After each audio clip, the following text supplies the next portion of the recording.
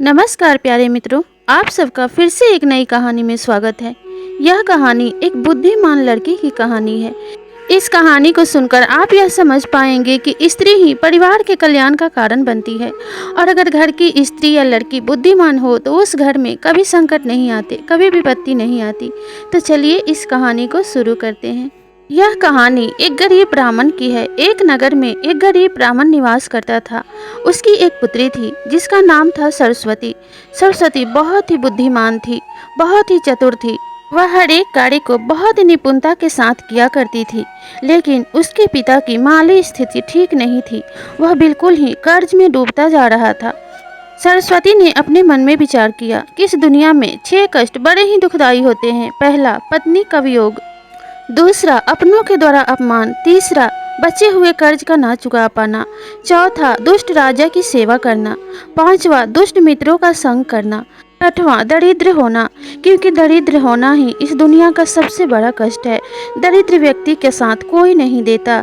यही मन में विचार करते हुए सरस्वती अपने पिता के पास गई और बोली, पिताजी, उद्योग करने से आदमी दरिद्र नहीं रहता, भजन करने से पाप नहीं लगता और जागृत व्यक्ति को भय नहीं सताता। इसीलिए आपको इस दरिद्रता से बाहर आने के लिए उद्योग करना चाहिए। इस पर गरीब ब्राह्मण बोला कि पुत्री, मैं क्या उद्योग करूं? मेरे पास तो धन भी नहीं है। मैं तो कर्जे में पूरी तरीके से डूब चुका हूं। अब मैं व्यापार कैसे कर सकता हूं? इस पर सरस्वती बोली, पिताजी, आपको व्यापार करने के लिए धन की कोई आवश्यकता नहीं है। आप राजा के पास जाइए और राजा से कहिए कि राजा आपको अपने यहाँ नौकरी पे रख ले और राजा से आप ये कहिएगा कि आपके महल के सारे विद्वान जिस सवाल को नहीं सुलझा पाएंगे उसका उत्तर आप बड़े ही आसानी से दे देंगे।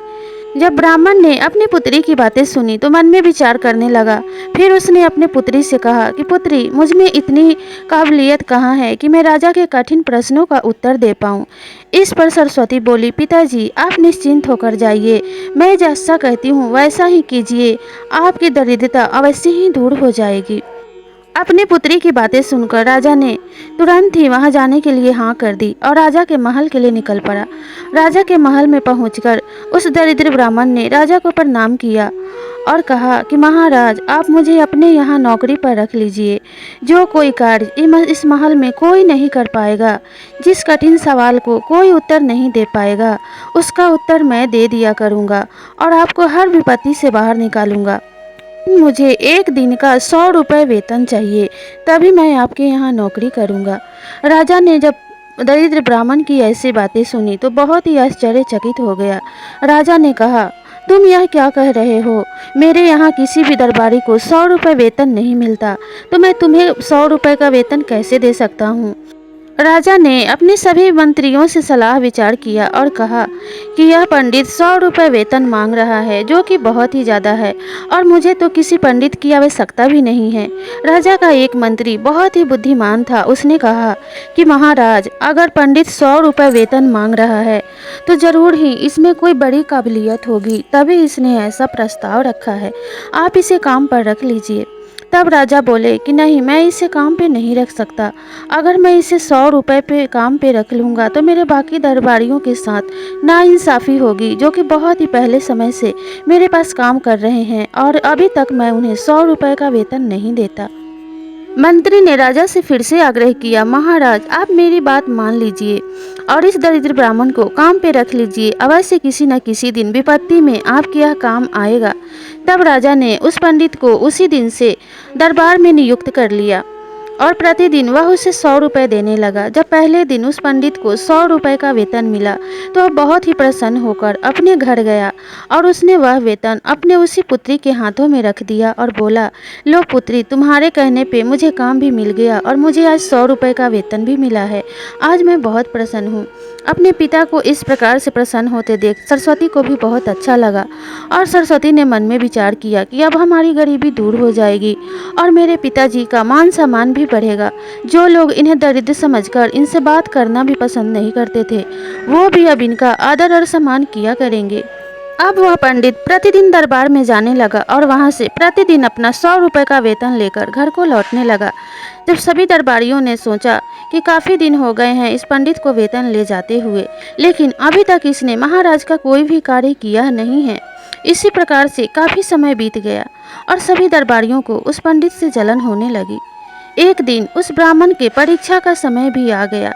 एक दिन पड़ोसी राज्य के राजा ने अपने दूत के साथ 3 मूर्तियां भेजी जो कि बिल्कुल एक जैसी दिखती थी, उनमें कोई अंतर नहीं था।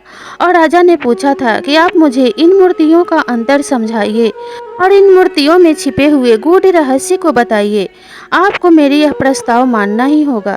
अगर आप इन सवालों के जवाब नहीं दे पाते हैं तो मैं आपका आधे राज्य पे कब्जा कर लूँगा, और अगर आप इन सवालों के उचित जवाब दे पाते हैं तो मैं आपको अपना आधा राज्य दे दूँगा।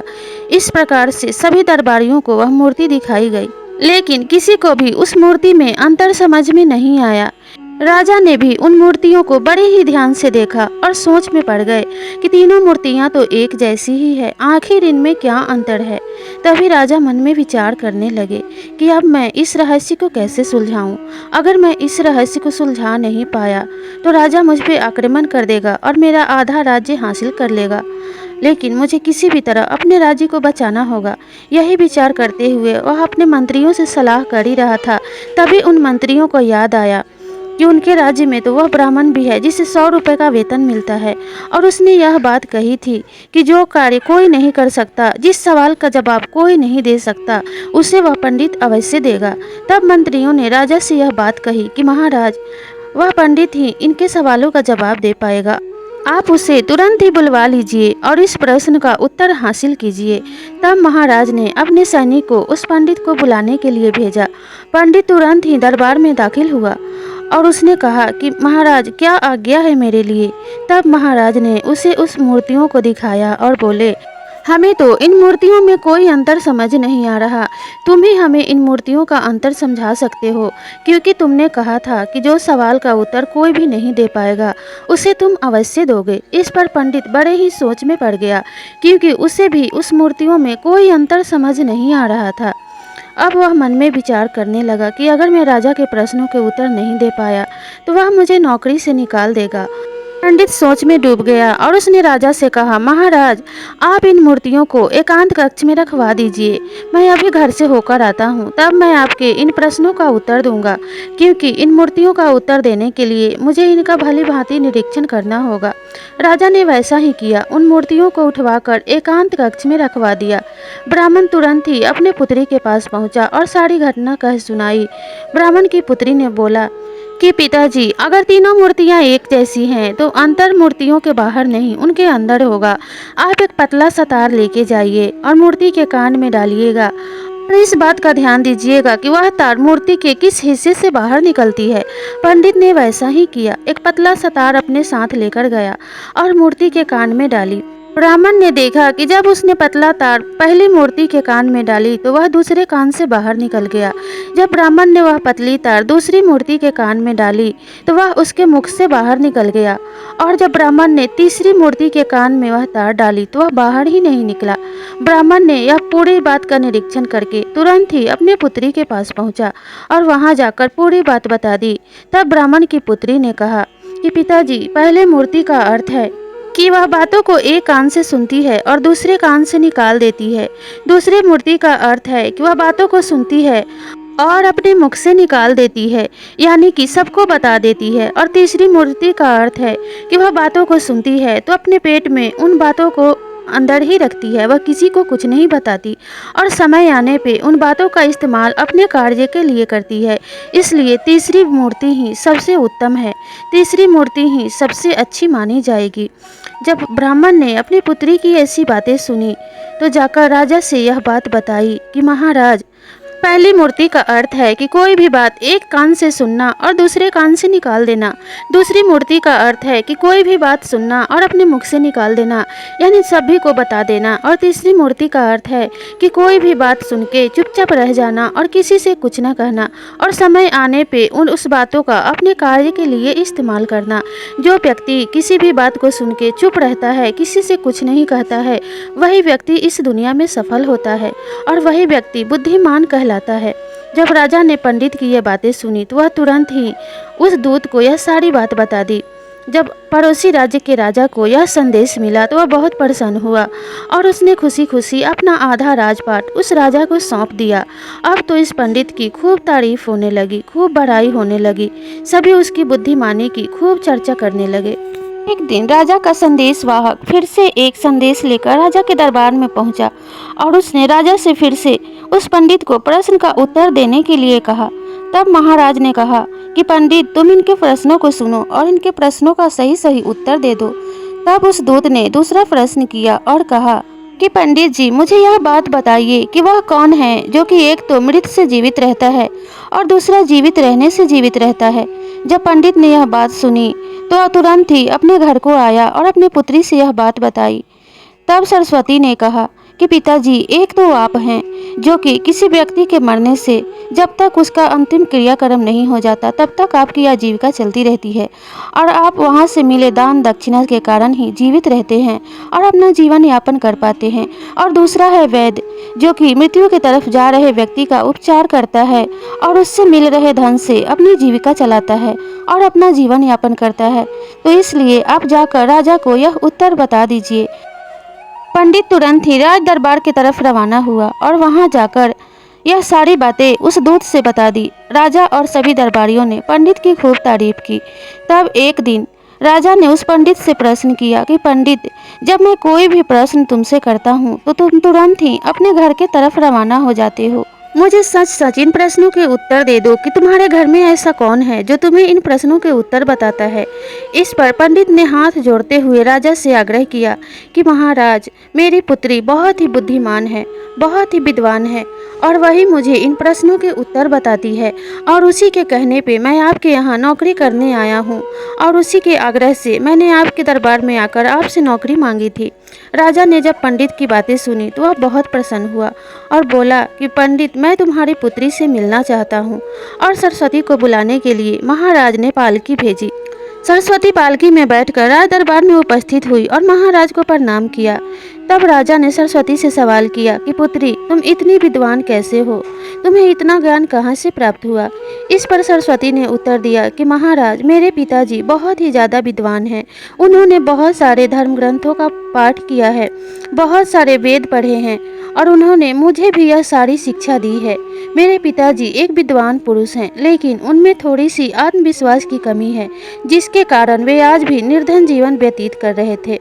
लेकिन मेरे आग्रह करने पे उन्होंने आपके यहाँ नौकरी की और आज वे एक सफल व्यक्ति हैं। आज उनके घर में किसी चीज़ की कोई कमी नहीं है।